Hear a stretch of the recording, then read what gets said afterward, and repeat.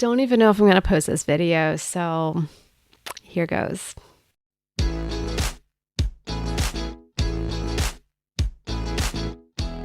Hi, I'm MK Williams. I'm an author, and since 2015, I've self-published more than a dozen books. Some have been my science fiction series, some are short stories, some are nonfiction books about self-publishing. I've been so happy to be part of the indie author community and grow and help other self-publishing authors. And I think that's why I'm so nervous about even recording this video and posting it, because I don't want it to seem like I'm completely turning away from self-publishing. But let's go back a few steps about how I started my author journey. Back in 2010, I had just moved to Tampa, Florida. I didn't have any friends in this new city, but I did have a manuscript for my first novel that was about 80% complete. I finished it in a few months and I began querying. I did it all wrong. To be honest, there's probably a lot of information out there about how to query, but I certainly didn't find it. I found the agents for the biggest books I could think of, not even in the genre I had written. I printed out my first 10 pages with a cover letter and a self-addressed stamped envelope. I knew each rejection or each non-response was paying my dues, right? Like I kept querying, and in the meantime, I started writing the next book, finished that one, started the process again. By 2013, I had 2 completed books and nothing to show from any agents I had queried. I began what would become Nailbiters, and my energy was flagging. I saw the library near my home was going to be having a talk from a local author, and I was super excited just to hear about the process she went through, and I was also just looking for a friend. Again, I'm a bad millennial. There were communities online, I just didn't think to look for them. So when I saw this event, I was excited to chat with this local author, hear her tips, hopefully make a friend. I went to her event, I listened, I took notes. I went up to her after the event to introduce myself and say that I was an aspiring author. She looked at me and said, "You're what, 23? What could you possibly have to say?" I've told the story so many times because that was the pivotal moment where my self-publishing journey began. That dismissal crushed me more than any non-response from agents. This person-to-person put down really stopped me in my tracks. And it was my husband who noticed I stopped working on my books and who challenged me to try self-publishing, and the rest is history. But this was the moment I gave up on traditional publishing, and this was why. It wasn't because of any gatekeeping agents. It wasn't because of the process. It was this mean author, and I didn't want to work with people who were dismissive like that.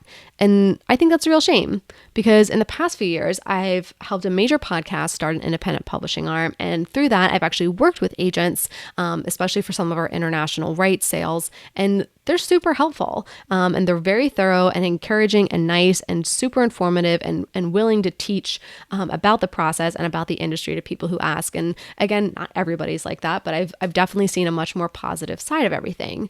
So that certainly has been a nice way for me to look on things more favorably from the traditional publishing space. But I've learned a lot about self-publishing and just a little bit more of the traditional side. And I have my process now for self-publishing, right? I have 100 ISBNs in Bowker. I know which different team members I'm going to be working with for design and formatting and editing. And in some ways, I could just keep doing this on my own. Until I started working on my current book project. So it's speculative women's fiction, and it's slightly upmarket. It has a strong focus on the character and theme, and in my opinion, I think that kind of book doesn't historically do well with self-publishing because the person who's going to want to read this gets their recommendations from traditional media on books, and that comes from the traditional publishing process and the traditional publishing pipeline. And so combining this knowledge and this kind of lingering, what if I hadn't met that snarky author? What if I hadn't given up? I don't want to say I gave up easily, but what if I just hadn't given up on the traditional route? What if? What more could I accomplish?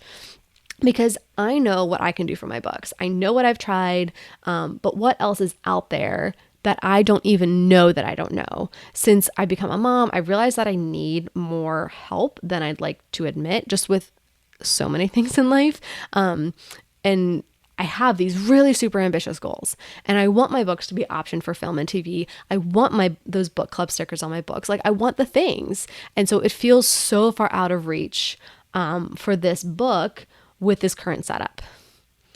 And I'm also just curious. I know what I know about self-publishing, but I want to learn more about the other side. Like, I want to ask questions and get some answers. Wait, that's Ariel from The Little Mermaid.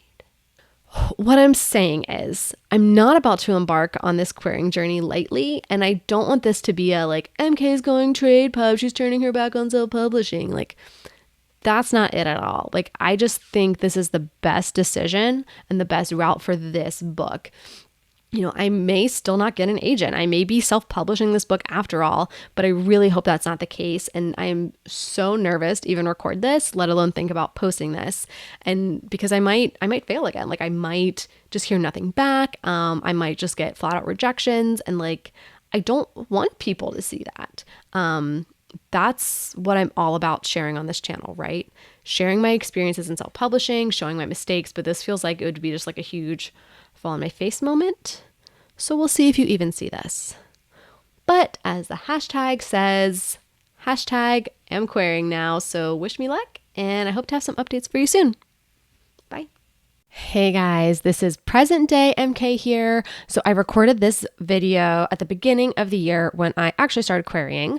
I know, I didn't share it right away. And I'm still feeling nervous about even sharing it now because I don't like keeping secrets, but I also tend to play my cards very close to my chest. And I truly believe that loose lips sink ships. So I'm feeling super exposed right now because airing this video may very well then mean that the universe punishes me and I don't get what I'm hoping for. So that's what my apprehension is really about, like not just failing, but like failing publicly. So I wanted to wait to air this video until I had like big, exciting news. And I do have some updates. Don't get ahead of yourself. I don't have that many exciting updates, but I do have updates nonetheless, and I'm learning a lot. And I'm also experiencing a side of authorship that I haven't had to deal with for a very long time. So I have more videos on this aspect of my journey that I do want to share with you. So I'm going to have some new videos about the querying journey come out in the next month or so, interspersed with my regular self-publishing and author journey videos. So if you have specific questions about my querying journey, post those below and I'll be able to address those shortly. If I have any big exciting updates, I will let you know, okay? But definitely appreciate all the support and love, and yeah, wish me luck. All right.